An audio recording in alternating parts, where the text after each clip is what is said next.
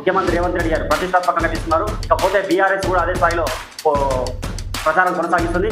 ఇంకా నిన్న ఓ ఇంటర్వ్యూలో కేటీఆర్ గారు మాట్లాడిన విధానం వెంకటకృష్ణ గారితో ఓ ఛానల్లో మాట్లాడుతున్న విధానంతో అంటే వెంకటకృష్ణ గారికి నేను ఎక్కువ అభిమానిని.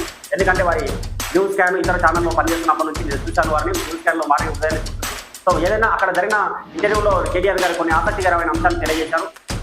మాజీ ముఖ్యమంత్రి కేసీఆర్ గారు జూబ్లీహిల్స్ ఉప ఎన్నికల ప్రచారానికి రాబోతున్నట్లు అందరికీ ఊహాగానాలు ఉన్నాయి, కానీ రారనేది స్పష్టంగా కనిపించింది.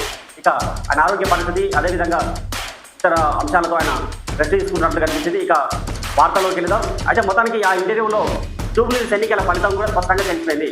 సో ఇంకో ముఖ్య అంశం ఏంటంటే జూబ్లీహిల్స్ ఉప ఎన్నికల ద్వారా ఏం కాబోతుంది, నవీన్ యాదవ్ గెలిస్తే కాంగ్రెస్ పార్టీ అభ్యర్థి నవీన్ యాదవ్ గెలిస్తే ఏం జరగబోతుంది, మార్నింగ్ న్యూస్లో వార్తాపత్రికల చదువుతుంది వినిపిస్తా ఒకసారి చూడండి ప్రజల మార్నింగ్ న్యూస్.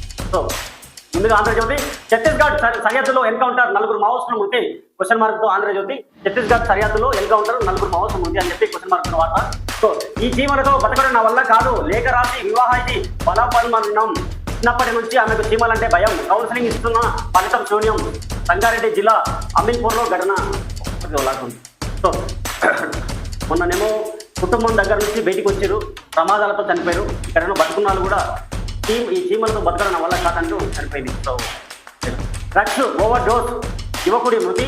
ఓ స్నేహితుడు 2 యువకులతో కలిసి అపార్ట్మెంట్లో ఉంటున్న యువకుడు లక్డికాపూల్లో డ్రగ్స్ తెచ్చుకున్నట్లు నిర్ధారణ. అతడి స్నేహితులతో ఇద్దరికి డ్రగ్స్ పాజిటివ్ క్వశ్చన్ మార్క్లో వార్త. 14 పేజీలు ఎదురొచ్చు.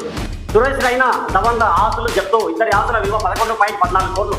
రైనా మ్యూచువల్ ఫండ్స్ 6.64 కోట్లు. స్పీకర్ ధవన్ స్థిరాస్తులు 4.50 కోట్లు.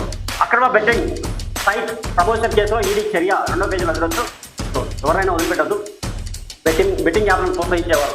సో మరో డిప్యూటీ బీసీ నేతలను ఉప ముఖ్యమంత్రి చేసే ఏ చర్యలో కాంగ్రెస్. టీపీసీసీ చీఫ్ మహేష్ గౌడ్కు అవకాశం క్వశ్చన్ మార్కు. అదే జరిగితే టీపీసీసీకు కొత్త అధ్యక్షుడు, మంత్రివర్గ పునర్వ్యవస్థీకరణకు అవకాశాలు. స్థానిక ఎన్నికల తర్వాత ముహూర్తం. ప్రమాదంలో పలువురి మంత్రుల